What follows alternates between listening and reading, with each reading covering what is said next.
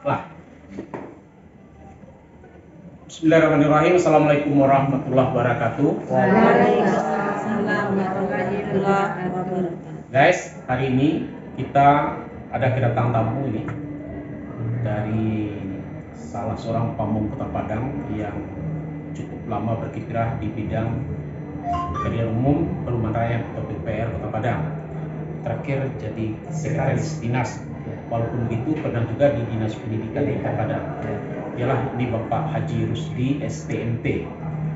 Ini kita mau ngomong masalah Kota Padang, Pak. Ya. Kalau kita perhatikan saat ini Padang ini boleh dikatakan kemarin banjir besar. Kira-kira menurut pendapat Bapak, ini persoalan yang sesungguhnya ya terlepas dari masalah cuaca alam, karena sekarang ini kan banyak yang disalahkan untuk alam gitu. Ya, curah hujan yang tinggi lah, masalah pasang naik lah, tapi yang substansi itu tidak jelas gitu. Bagaimana solusi yang terbaik kalau menurut Bapak, khususnya untuk Padang?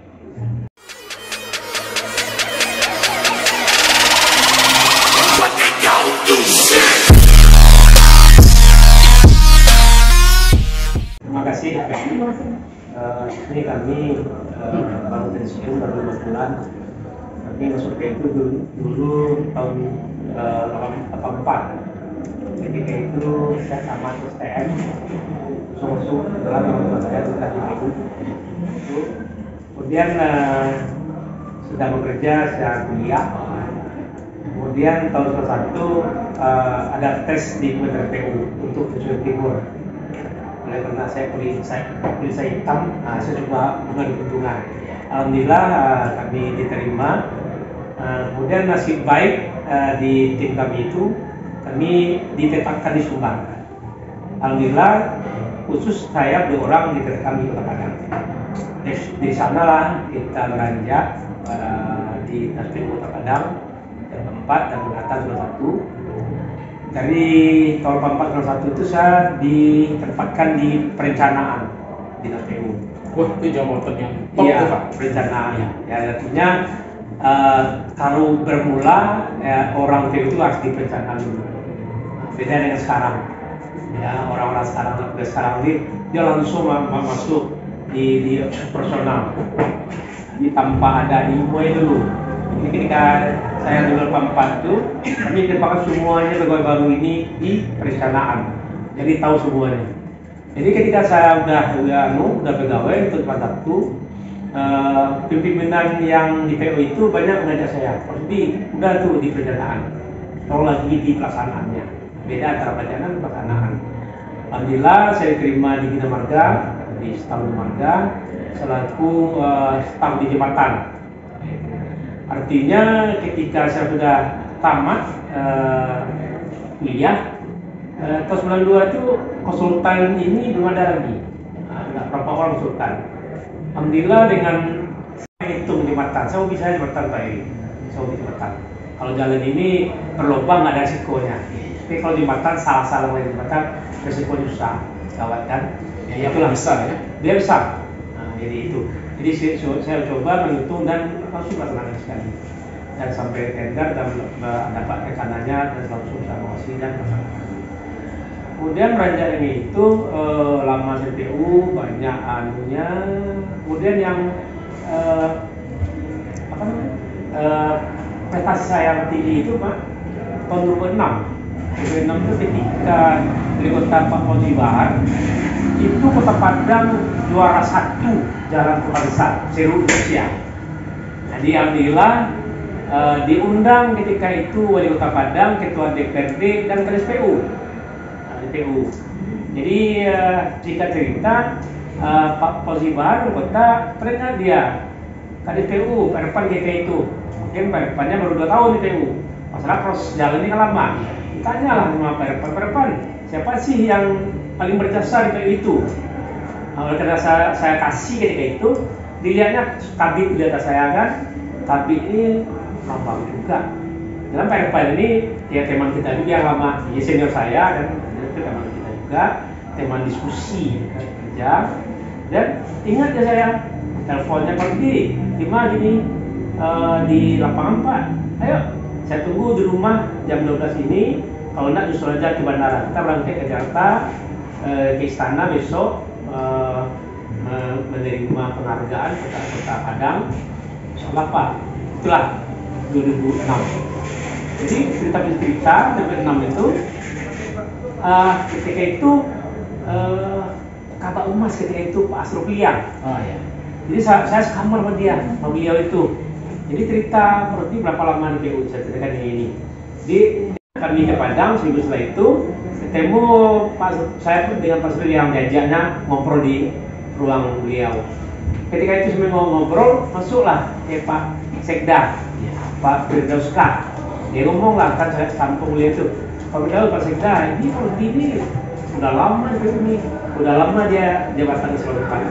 Tolong diangkat lagi selanjutnya. Alhamdulillah, setelah 2 tahun setelah itu saya diangkat menjadi Kabid Pengairan. Walaupun saya basic di Bina Marga, tapi saya mencoba dasar tekniknya kan semuanya sama. Jadi itulah saya dari itu sampai ke Kabid Bina Marga. Kemudian saya 2015 pindah saya ke Dinas Pendidikan. Pendidikan itu bidang Sapras. Jadi bidang Sapras itu ketika itu yang paling menonjol pikiran sekarang diskusi dengan Pak Wali, Pak Maherdi. Pak Wali, SD ini masih ada 30% jumlah sekolah SD kita di Padang ini masih PBM-nya 2 shift. Saya minta Pak, anak-anak yang kecil itu belajar dari siang. Kan siangnya kan sebelum saya tua ini banyak ngantuk, ya kan? Jadi bilang Pak Maherdi, jadi gimana Maherdi? Yang keluarnya Pak gini, kita bolehkan 1 shift.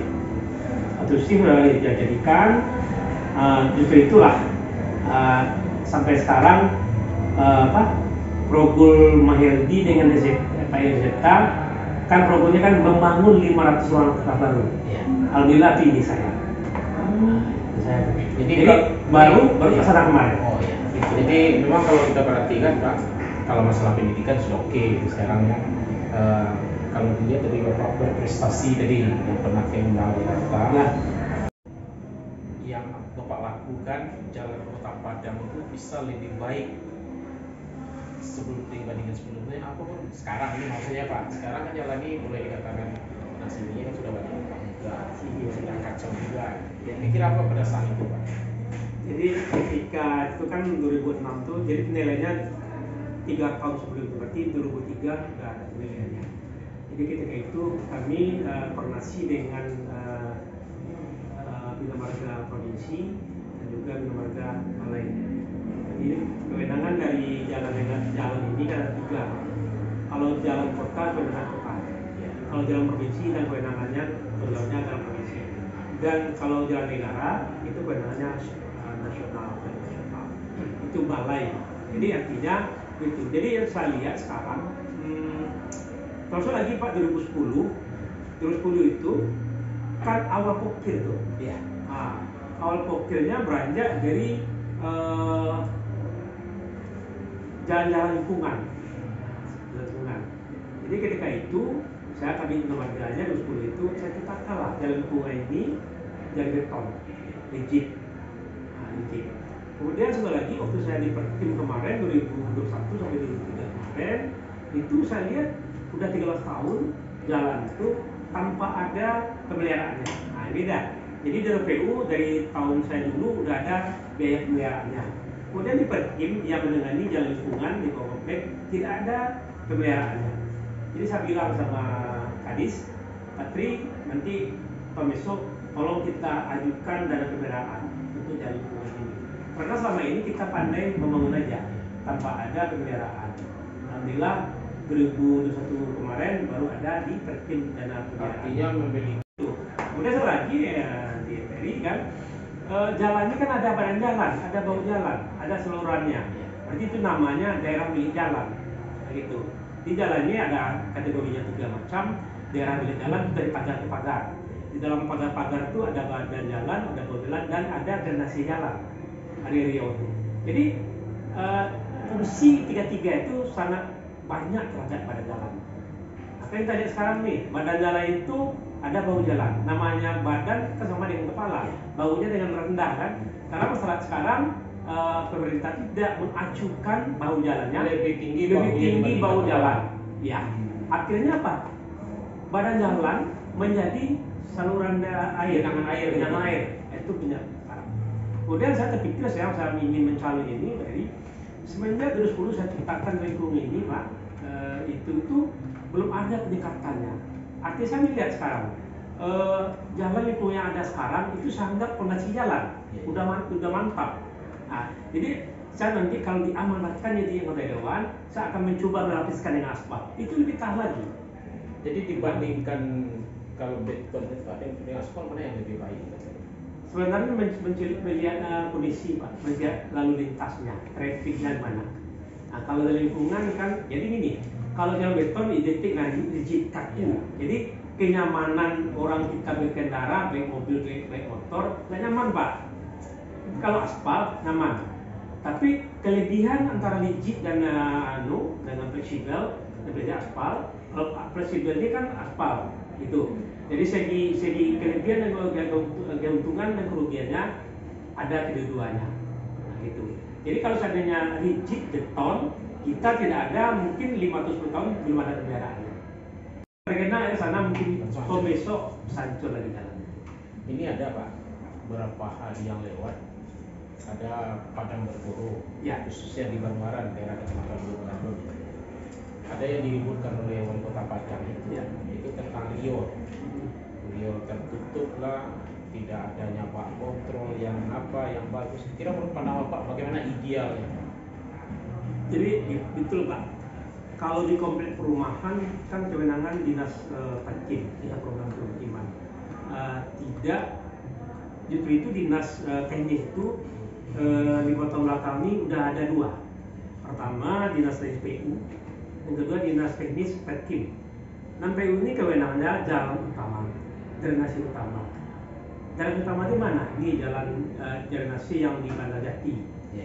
Pokoknya lebih dari 2 meter ke atas itu kewenangan PU. Yang kurang 2 meter ke bawah identik dengan saluran di komplek itu Petkim, gedung Petkim. Atau artinya saluran sekunder gitu ya? Sekunder. Nah, jadi primer, sekunder, tersier. Iya. Jadi yang utama itu kan primer. Nah, yang antara sekunder dengan tersier bisa jadi kewenangan Petkim, ya kan? Sebab di primer sekunder ini kan ada di saluran utama di komplek, itu menjadi primer. Nah, kalau yang sekunder, yang primer ini saluran utama, yang langsung di sungai, yang langsung dia ke laut. Itu. Jadi ini yang masalah. Jadi yang masalah itu pertama saya bilang tadi itu fungsi badan jalan dan bau jalan. Kalau badan jalan dipertahankan tinggi, bau jalan rendah, secara otomatis kan masuk air ke saluran. Sekarang enggak lagi. Apalagi diperparah bak kontrolnya. Fungsi bak kontrol itu untuk mengontrol sistem alirannya. Kira-kira ukurannya gitu Pak? Untuk bikin bak kontrol. Jadi ukurannya disesuaikan dengan lebar riol yang ada. Contoh, di perumahan itu riolnya kan 60 cm. Kita bikinnya lebar 60 cm kali 60 cm.